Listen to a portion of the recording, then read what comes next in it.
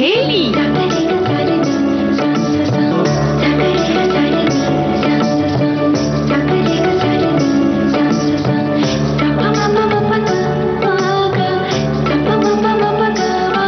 सखी सहेली। सभी सखियों, सहेलियों और सखाओं को रेडियो सखी ममता सिंह का नमस्कार। सोनाली जी, आपको भी हमारा नमस्कार।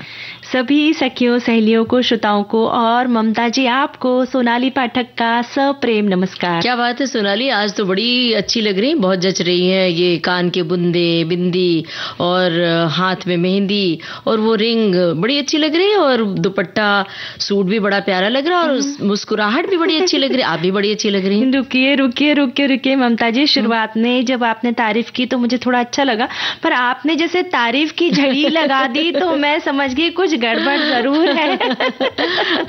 बस हम यही तो जानना चाहते थे, परखना चाहते थे कि जरूरत से ज्यादा तारीफ कैसी लगती है। कई बार जरूरत से ज्यादा तारीफ ना अटपटी सी लगने लगती है। ये समझ में आ जाता है कि सामने वाला या तो तारीफ नहीं कर रहा है या तो कुछ जरूरत से ज्यादा विनम्रता प्रदर्शित कर रहा है या कुछ चाहत रखता है। अब चाहत क्या रखेंगे, बस यही कि हम 4 बजे यहाँ से निकलेंगे स्टूडियो से और चाय पियेंगे एक साथ मिलके। हाँ, तो ये कहने का हमारा आशय था कि भाई जरूरत से ज्यादा तारीफ न करें, कितनी तारीफ कब करनी चाहिए, किस मद पर और सही तारीफ करनी चाहिए, ये आज का हमारा विषय है। इसलिए हमने इस पर फोकस किया और साथ में हम ये भी चाहते हैं कि श्रोता अपने अनुभव लिखे कि किसी ने आपकी जरूरत से ज्यादा तारीफ की तो आपने क्या जवाब दिया और आपने कभी किसी की तारीफ की तो सामने वाले ने क्या जवाब दिया, और आपकी तारीफ किसी ने की तो आपको कैसा लगता है, और आप तारीफ में कंजूसी करते हैं या तारीफ करते हैं, है ना? और तारीफ से कहीं सामने वाला ऐसा तो नहीं फूल कर कुप्पा हो जाए। और क्योंकि जरूरत से ज्यादा तारीफ सुनने के बाद क्या होता है, इंसान जो बहुत ऊंचाई पर रहता है फिर ढलान की ओर जाने लगता है। ये नहीं होना चाहिए। खासकर बच्चों में वैसी आदत होती है कि हम उनकी इतनी तारीफ करते हैं और जब सामने वाले ने तारीफ नहीं की तो वो परेशान हो उठते हैं कि भाई ऐसा क्या है कि हमारे मम्मी पापा तो इतनी तारीफ करते हैं और इनके घर में तो हमारी तरफ देख भी नहीं रहा है कोई, है ना? तो और आज के और भी खास दिन है। आज है राष्ट्रीय विज्ञान दिवस है, साथ ही साड़ियों की दुनिया, इस विषय पर हम बातचीत करेंगे। और आज का जो हमने प्रकार चुना है साड़ी का वो है माहेश्वरी साड़ी। तो उस विषय पर भी हमारे बहुत सारे श्रोता कमेंट्स लिखकर भेज रहे हैं, हमारी सखियां लिखकर भेज रही हैं। और जब साड़ी पहनकर महिलाएं आती हैं तब तो तारीफ जरूर बनती है। तारीफ सुनती भी है, तारीफ करती भी हैं जी। और आज हम सखी विशेष में कन्नड़ लोक गायिका सुक्री बोम्मा गौड़ा को भी हम याद करेंगे। और सिर्फ तारीफ के बारे में ही श्रोताओं की टिप्पणियों के हमें इंतजार नहीं रहेगा, बल्कि राष्ट्रीय विज्ञान दिवस पर भी कि वो आज के इस मौके पर उन्होंने विज्ञान पढ़ा है या विज्ञान से डर लगता है या विज्ञान के बारे में कोई नई खोज के बारे में जानकारी है, उनके बच्चे विज्ञान की ओर अग्रसर कर रहे हैं, किसी खोज के बारे में वो उनसे कहते हैं, वैज्ञानिक बनना चाहते हैं, ये भी लिख भेजे हमें। पहले गाना सुन ले।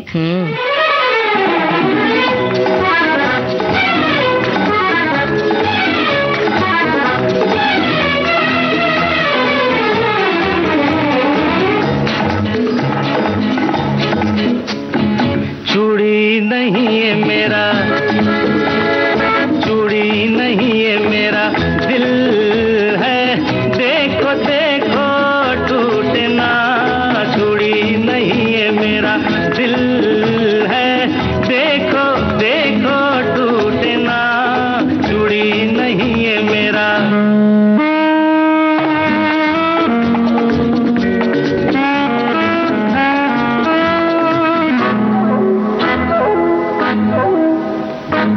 नीली पीली रंग बिरंगी प्यार की ये सौगात, ना ना ना ना ऐसे नहीं, धीरे धीरे चुपके चुपके डालो इनमें हाथ। कांच है कच्चा लेकिन इनसे वो सच्चा सिंगार। सोना नहीं, चांदी नहीं, हीरा नहीं, मोती नहीं, कीमत इनकी प्यार। फूलों सी नाजुक है, देखो देखो देखो देखो टूटे ना। चूड़ी नहीं है मेरा, अच्छा चूड़ी नहीं है मेरा दिल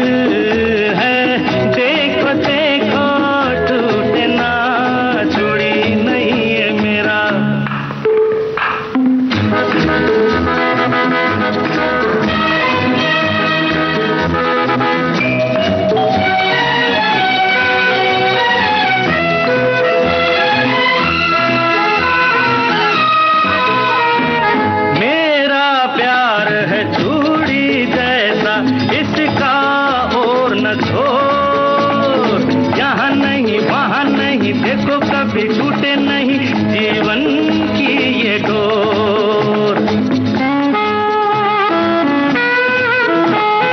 इनकी खन खन दिल की धड़कन है मेरा संगीत।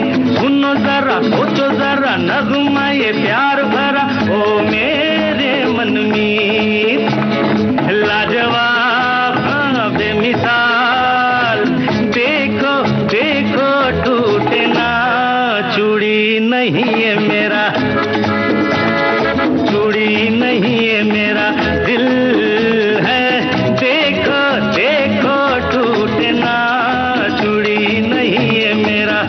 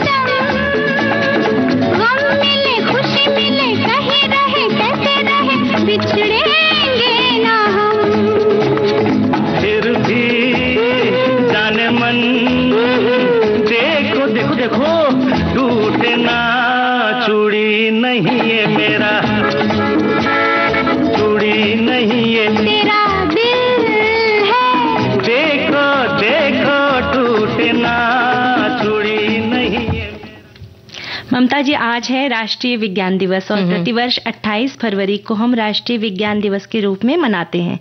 वर्ष 1986 में राष्ट्रीय विज्ञान दिवस और प्रौद्योगिकी संचार परिषद यानी NCSTC ने भारत सरकार को इस दिन को मनाने की सिफारिश की। जी, वर्ष 1928 में भारतीय वैज्ञानिक सीवी रमन ने फोटॉन के बिखराव की घटना की खोज की, जिसे बाद में रमन प्रभाव के रूप में जाना गया और वर्ष 1930 में सीवी रमन को इसी उल्लेखनीय खोज के लिए नोबेल पुरस्कार से भी नवाजा गया था। और इस दिन को मनाने का उद्देश्य लोगों के बीच विज्ञान के महत्व को समझाना है। इस दिन स्कूल और कॉलेजेस में विशेष कार्यक्रमों का आयोजन किया जाता है। इस बार यानी वर्ष 2025 की थीम है कि उन्नत भारत के लिए विज्ञान और नवाचार में वैश्विक नेतृत्व के लिए भारतीय युवाओं को सशक्त बनाना है। और देखिए ना, हमारे श्रोताओं ने भी बहुत सारी टिप्पणी लिख भेजी है। एक श्रोता ने लिखा है कि सीवी रमन ने विशाखापट्टनम के Saint Aloysius Anglo Indian high school और उस समय के मद्रास के प्रेसिडेंसी कॉलेज से बैचलर्स डिग्री ली थी और यूनिवर्सिटी ऑफ कोलकाता से मास्टर्स डिग्री ली थी और इनके बारे में बहुत सारी जानकारी इन्होंने दी है। जी, और एक श्रोता ने लिखा है कि विश्व विज्ञान दिवस हर वर्ष 28 फरवरी को मनाया जाता है। ये इसलिए मनाया जाता है क्योंकि आज ही के दिन वो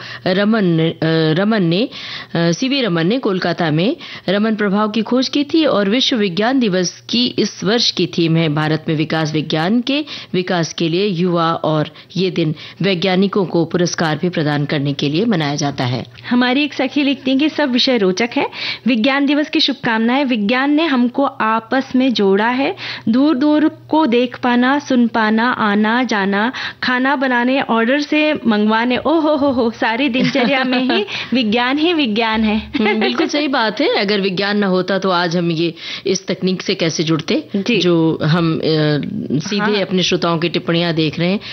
ऐसे विज्ञान की तमाम खोज है जिसके तहत हम आगे बढ़ रहे हैं, लगातार प्रगति कर रहे हैं। तो हम ये भी कह रहे हैं, हमारे श्रोता अगर कहीं उनके घर में कोई बच्चा उनका वैज्ञानिक बनना चाहता है या उनके इर्द गिर्द किसी व्यक्ति ने कुछ ऐसी खोज की है तो वो भी आप साझा कर सकते हैं विविध भारती की फेसबुक पेज पर।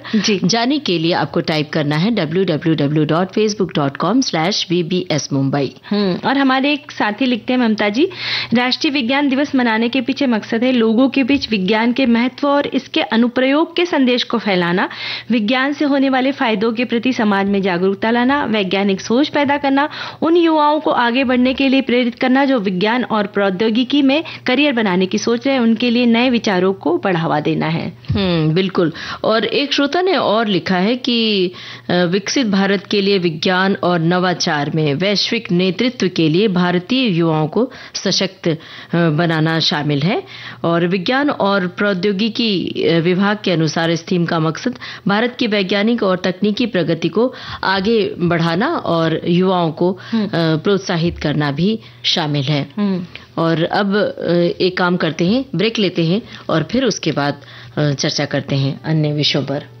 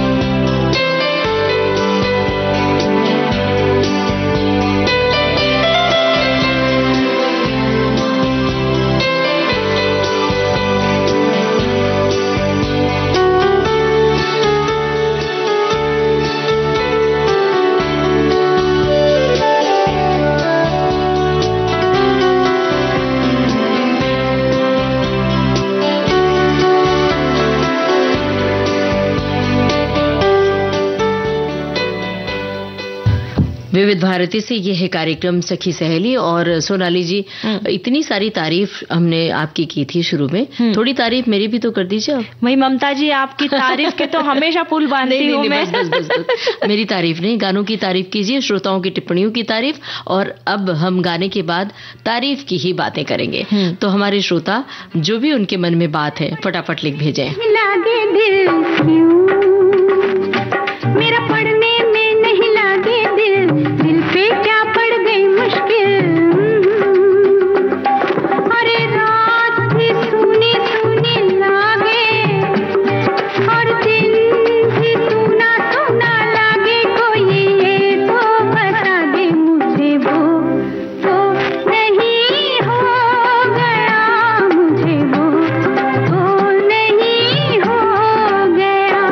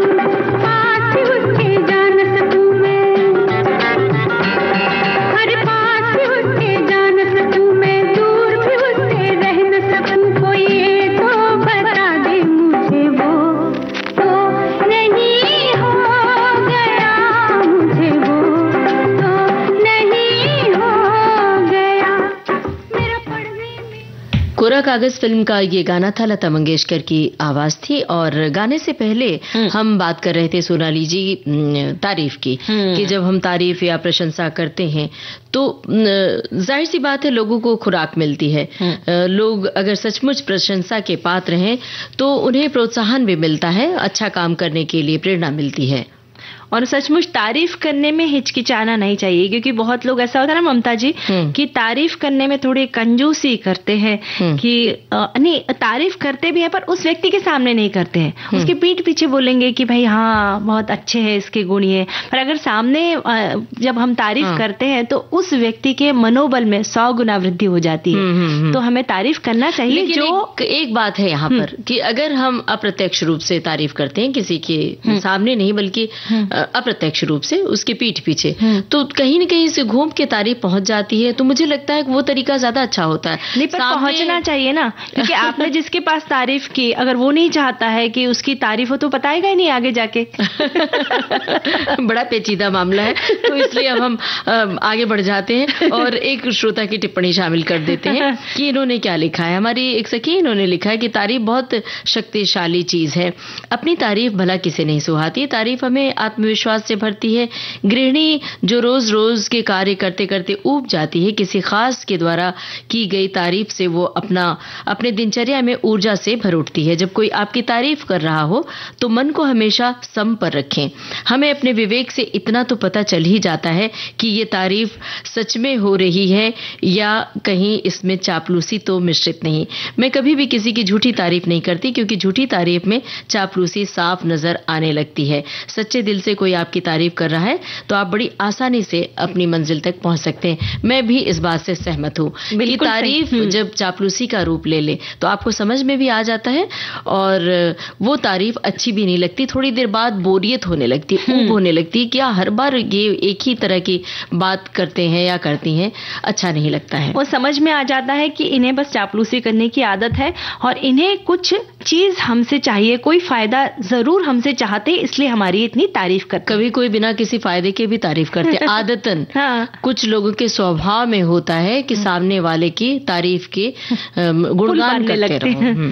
हमारे एक साथी लिखते हैं कि कई बार हमारे आसपास के कुछ लोगों का बात करने का लहजा ही कुछ ऐसा होता है कि वो अकारण ही हमारी तारीफों के पुल बांध देते हैं, अपनी बातों से मन को मोह लेते हैं। अब इसको खुशामदी तो नहीं कहा जा सकता, ये उनका हमारे प्रति निस्वार्थ प्रेम भी हो सकता है ना। हर किसी को अब शक की निगाह से नहीं देखना चाहिए। देखो इन्होंने जवाब दे दिया हमारी बात का कि हर किसी को शक की निगाह से नहीं देखना चाहिए, भाई कोई सचमुच भी तारीफ करता है। एक श्रोता ने लिखा है कि सबसे प्रामाणिक तारीफें वे होती हैं जो व्यक्तिगत और ईमानदार लगती हैं। ये कहने की बजाय कि ये ड्रेस बहुत प्यारी है, कुछ ऐसा कहें आपके स्टाइल की समझ बहुत अच्छी है। ये बात भी सही है, लेकिन मेरा ये कहना है कि तारीफ सिर्फ ड्रेस या चेहरे की मुस्कुराहट की नहीं की जानी चाहिए, गुणों की काम की भी होनी चाहिए। कि मान लीजिए आप कहीं दफ्तर में काम कर रहे हैं, किसी कंपनी में काम कर रहे हैं या घर पे भी काम कर रहे हैं, तो जो आपके काम की गुणवत्ता है उस काम की तारीफ की जानी चाहिए, न कि आपकी। जी, एक हमारे साथी लिखते हैं कि लाइक करना भी क्या तारीफ में आता है। एक युवा लड़की ने बताया कि मैंने 1-2 दफा सोशल मीडिया पर किसी लाइक कर दिया, बस वो तो मेरे पीछे ही पड़ गया और उनका कहना था कि जब मैं पसंद नहीं हूं तो आपने मुझे लाइक क्यों किया। भैया मैं भी यही बात करना चाहूंगा कि आपका विषय वस्तु अच्छा लगा, हमें आपके विचार अच्छे लगे, इसका मतलब ये नहीं कि आप मुझसे जो उम्मीद करते हैं वह सब कुछ मैं करूं। अच्छी चीज के लिए तारीफ के 2 शब्द कहना भी शिष्टाचार में आता है। बिल्कुल सही बात है। कई बार लोग कटसी में भी करते हैं। हालांकि जो सोशल मीडिया का लाइक है वो तो बड़ा अजब है, उसमें तो कई बार लाइक नहीं करते हैं तो भी लाइक का ही ऑप्शन आता है। तो वो मजबूरी होती है, वो अलग ही बात है। एक श्रोता की टिप्पणी है, लिखा है कि तारीफ करना एक कला है, ऐसा शायद ही कोई होगा जिसे तारीफ न भाती हो। बच्चे जब परीक्षा में अच्छे नंबर पाते हैं तो उनकी तारीफ करनी चाहिए, इससे उन्हें प्रोत्साहन मिलता है। और बीवी ने अगर खाना अच्छा बनाया है, ऐसा कोई काम किया है या कभी ने किया हो तो तारीफ करना चाहिए। तारीफ खुले मन से होनी चाहिए। यहाँ पर बीवी ने अच्छा खाना बनाया हो के साथ मैं ये भी जोड़ रही हूँ कि अगर आपके पतिदेव ने भी अच्छा खाना बनाया है तो भी तारीफ कीजिए, क्योंकि घर में जब आप दोनों रहते हैं तो दोनों को मिलजुल कर खाना बनाना चाहिए ना। बीबी के लिए थोड़ी ना कोई कैटेगराइज थोड़ी ना। यानी उन्होंने भी कुछ बनाया है, भले ही बहुत आपकी तरह बहुत अच्छा ना बनाया हो, पर तारीफ करना चाहिए कि नहीं ये इसमें ऐसा होता तो और भी अच्छा बन जाता, पर आपने जो कोशिश की बहुत अच्छी की है। नहीं तो पत्नियों को आदत होती है ना, कुछ बनाया तो भाई बनाया कितना सारा उसमें सामान फैला दिया, कितनी गंदगी कर दी, यहाँ पे ठीक से काम नहीं किया है, तो फिर वो पतिदेव जो होते अगली बार करने ही नहीं जाते कि चलो भाई। और कई बार आपको तोहफा मिलता है तो उस तोहफे की भी तारीफ कीजिए, और अगर तारीफ नहीं की जाती है, उसमें मीन मेक निकाला जाता है, तो अगली बार पता चला कि तोहफा ही नहीं मिलेगा। फिलहाल एक गाना सुन लिया जाए, सुनते हैं।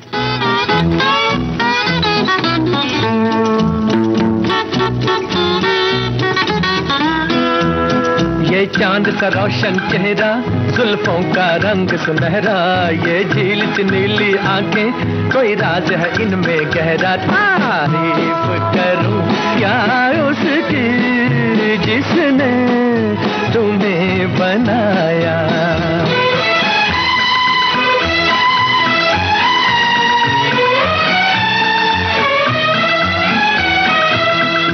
एक चीज कयामत भी है, लोगों से सुना करते थे, तुम्हें देख के मैंने माना, वो ठीक कहा करते थे, वो ठीक कहा करते थे। है चाल में तेरी जालिम कुछ ऐसी बला का जादू, 100 बार संभाला दिल को पर हो के रहा बेकाबू। तारीफ करूं क्या उसकी जिसने तुम्हें बनाया।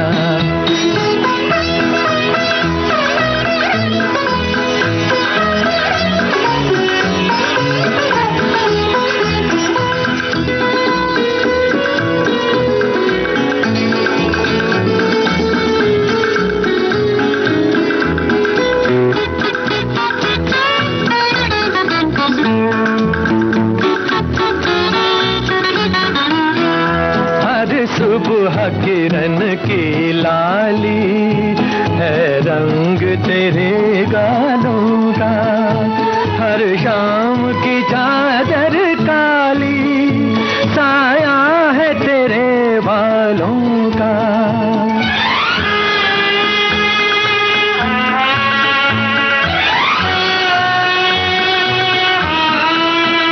हर सुबह किरण की लाली है रंग तेरे गालों का, हर शाम की चादर काली साया है तेरे बालों का, साया है तेरे बालों का। तू बल खाती एक नदिया, हर मौज तेरी अंगड़ाई, जो इन मौजों में डूबा उसने ही दुनिया पाई। तारीफ करूं क्या उसकी जिसने तुम्हें बनाया।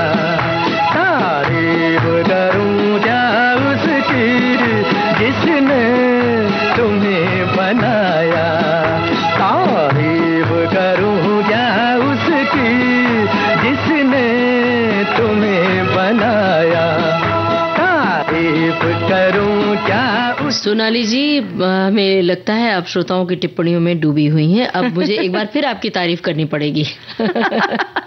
ममता जी, वैसे मैं भी आपकी तारीफ करती कि आपकी लेखनी को सलाम। इतनी सुंदर आपकी जो लेखनी है वो पढ़ के ही हम ऊर्जावान खुद को महसूस करते हैं। लेकिन अभी तो फिलहाल श्रोताओं की लेखनी पर हम उसकी तारीफ कर देते हैं। बिल्कुल। हमारे एक सखी है, मैं श्रोता लिखते हैं कि तारीफ से इंसान को खुशी तो बहुत मिलती है, बस तारीफ झूठी ना हो। वैसे छोटे बच्चों की तारीफ हम कभी कभी यूं भी कर देते हैं ताकि वे और अच्छा काम करें। बात तारीफ की हो रही तो भाई हम तो हर उस इंसान की तारीफ करते हैं जो अच्छा काम करता है, बल्कि उसकी भी जो करना तो चाहता है पर किसी कारण से नहीं कर पाता, उसकी भी, भले ही कोई छोटे से छोटा काम भी करता हो, हम उसकी भी तारीफ करते हैं। बिल्कुल सही बात है। लेकिन बच्चों की तारीफ जब करते हैं तो प्रोत्साहन के लिए तो जरूर कीजिए, लेकिन जरूरत से ज्यादा बच्चों की तारीफ, कई बार घर पे मेहमान आते हैं और हम अपने बच्चों की प्रदर्शनी लगा देते हैं बाकायदा तारीफ में कि देखो मेरे बेटे में, मेरी बेटी में ये गुण है, वो ऐसे करती है, वैसे करता है, तो वो कई बार ओवर कॉन्फिडेंट हो जाते हैं, तो फिर उनकी जो प्रगति होती है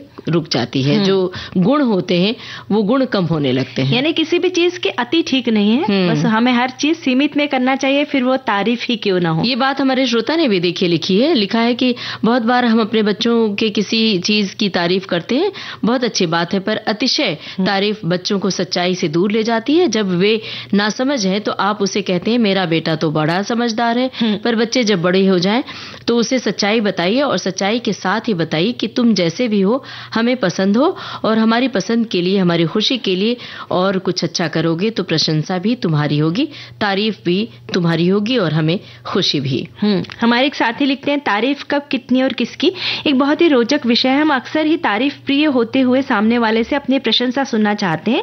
इसके पीछे लोग तर्क देते हैं कि इसमें कार्य कुशलता में इजाफा हुआ करता है। कुछ हद तक स्वाभाविक है, किंतु यदि वो उसके योग्य हो तब कभी कभी केवल दाल में नमक के समान ही अपेक्षित है। यहाँ पर यह भी ध्यान रखना चाहिए कि जैसे रक्तचाप की बीमारी में अत्यंत ही अल्प नमक स्वास्थ्य के लिए दृष्टिकोण से ही दिया करते हैं, उसी तरह तारीफ भी योग्यता परक और केवल प्रोत्साहित होने हेतु ही होना चाहिए, अन्यथा अहंकार के अतिरेक की बीमारी का होना अवश्य है। साथ ही यह भी ध्यान रखना चाहिए कि यदि संसार में कोई भी तारीफ के काबिल है तो वो केवल परमात्मा की कृपा ही है, जिसके बदौलत हम लोग अपने जीवन यापन कर रहे होते हैं। एक श्रोता की टिप्पणी है, लिखा है, तारीफ, बड़ाई, प्रशंसा, अपनी प्रशंसा सुनना सभी को अच्छा लगता है, पर कोई आपकी बहुत प्रशंसा कर रहा है तो सचेत हो जाइए और खुद सोचिए कि क्या मैं इस प्रशंसा के लायक हूं, क्योंकि अधिक तारीफ में प्रशंसा कम, चाटुकारी ज्यादा होती है। मिलजुल कर हमारे सारे श्रोता उसी बात को लिख रहे हैं। एक साथी कहते हैं कि तारीफ के कई रूप होते हैं। जब सामने वाले के किसी अच्छे कार्य के लिए उसकी सच्ची सराहना की जाए तो मानो तारीफ के दो मीठे बोल उस सराहनीय पात्र के भीतर सकारात्मक ऊर्जा का संचार करते हैं, उसे और भी अधिक प्रोत्साहित करते हैं। मगर यही तारीफ मीठा जहर भी साबित हो जाती है अक्सर उनके लिए जो किसी गलत कार्य या किसी गलत दिशा की ओर अग्रसर हो रहे होते हैं। और एक साथी लिख रहे हैं कि हर किसी को तारीफ पसंद होती है ना, ये सुनना अच्छा लगता है कि दूसरे लोग आपके बारे में क्या नोटिस करते हैं और आपकी प्रशंसा करते हैं। तारीफ पाना जितना प्यारा लगता है उतनी ही जरूरी है आप अपनी तारीफों को दूसरे के साथ साझा करने के मौके तलाशें। तारीफें सिर्फ अच्छे खोखले शब्द नहीं हैं जो हम एक दूसरे से कहते हैं, वे उन खास कारणों को साझा करने का एक तरीका है जिनकी वजह से हम दूसरों को महत्व देते हैं और अपने रिश्तों में उन्हें अपने करीब लाते हैं। एक अच्छी तारीफ देने की कुंजी दूसरे लोगों की अनोखी अद्भुत चीजों को नोटिस करना है। और भी बहुत सारी बातें लिखी है। यहाँ पर एक बात ये कहना भी जरूरी है सोनाली, कि जब हम तारीफ करते हैं जिसकी, तो हम अपनी तारीफ सुन लेते हैं, लेकिन तारीफ के साथ साथ आलोचना सुनने का मादा भी होना चाहिए कि फला व्यक्ति ने मेरी तो तारीफ की थी फला दिन, लेकिन जब आलोचना करे तो तुरंत चेहरा बिगड़ जाता है, तुरंत आपके दिल को धक्का लग जाता है, अरे उसने तो हमें इतनी बुरी बात कह दी, मेरी तो बुराई कर रहा था। तो ये नहीं होना चाहिए। आपको आलोचना भी उतनी ही सद्भावना और आत्मीयता से लेना चाहिए। फिलहाल हमें लेना चाहिए ब्रेक।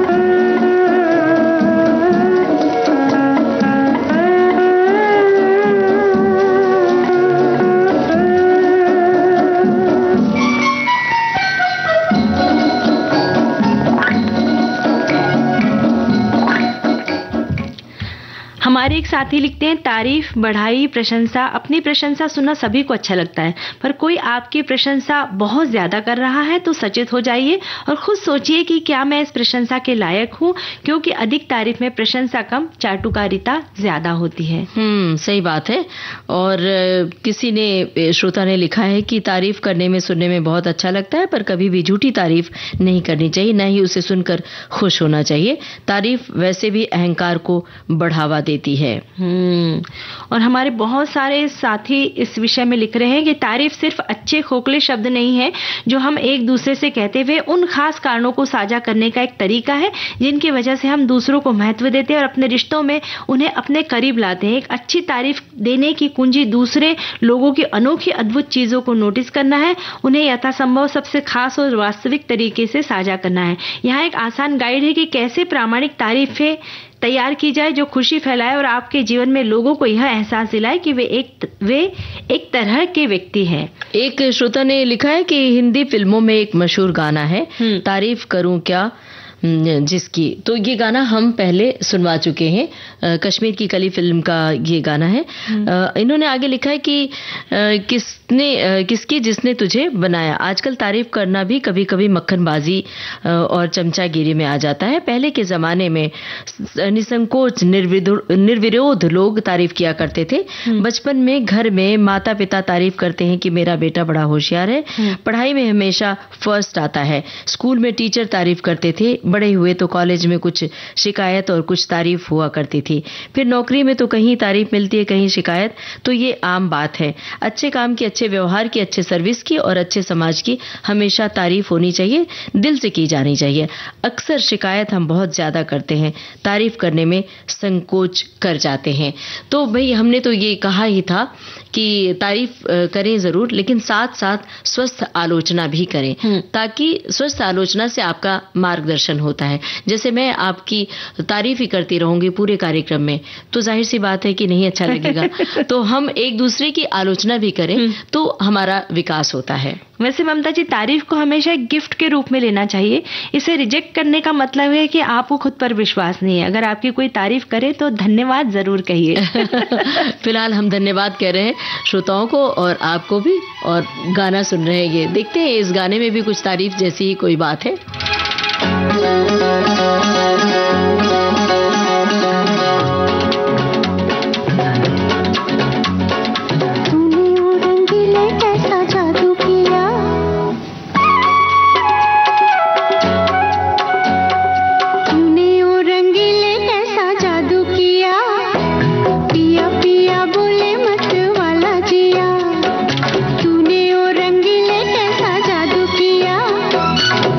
पिया बोले मत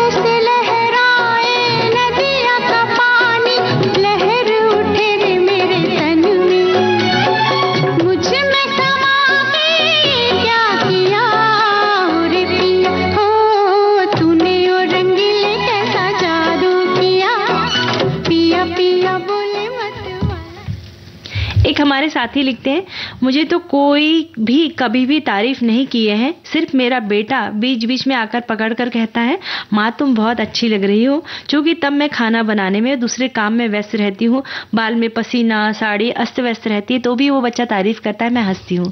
ये जो रिश्ता होता है ना माँ बेटे का, बहुत खूबसूरत और बहुत प्यारा रिश्ता होता है ना। और माँ भी एकदम भाव विवल हो जाती है, ममता से भर जाती है और गले लगाकर जाहिर सी बात है अपने संतान की भी तारीफ करती है।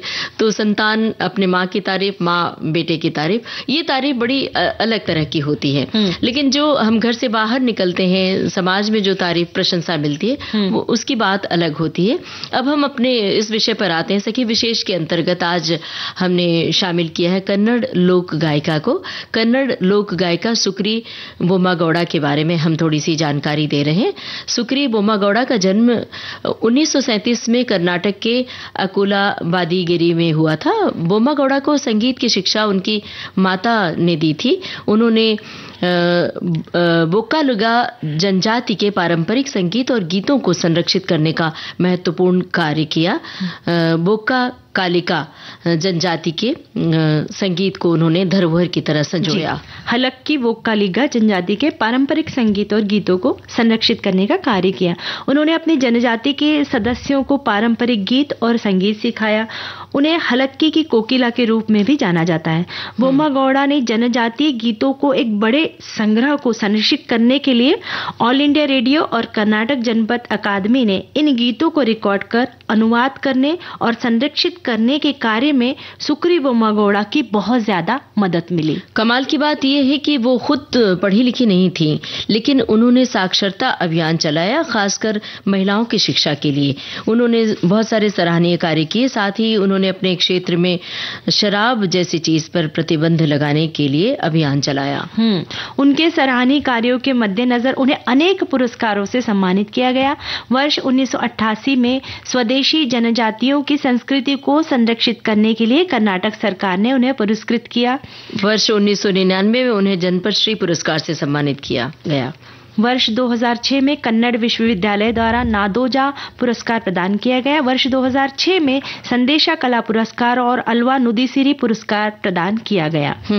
और वर्ष 2017 में उन्हें भारत सरकार की ओर से पद्मश्री पुरस्कार से सम्मानित किया।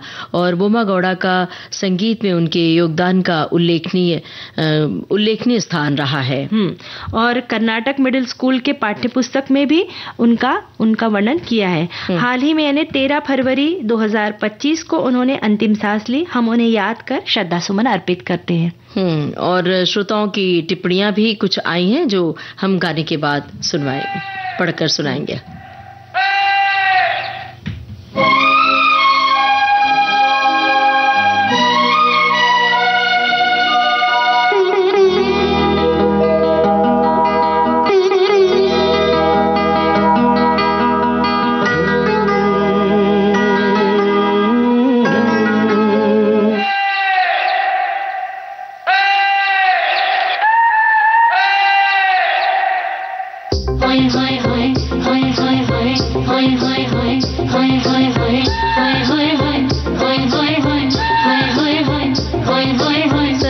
छेड़ देवे ननद चुटकी लेवे, ससुराल गेंदा फूल सास गारी देवे, देवर समझा लेवे ससुराल गेंदा फूल।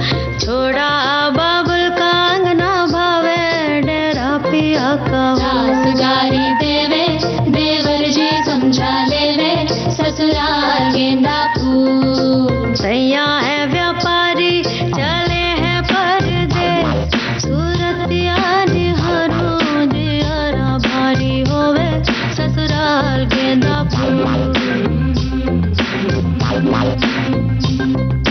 सास गारी देवे, देवर जी समझा लेवे ससुराल गेंदा फूल। सैया छेड़ देवे ननद चुटकी लेवे ससुराल गेंदा फूल।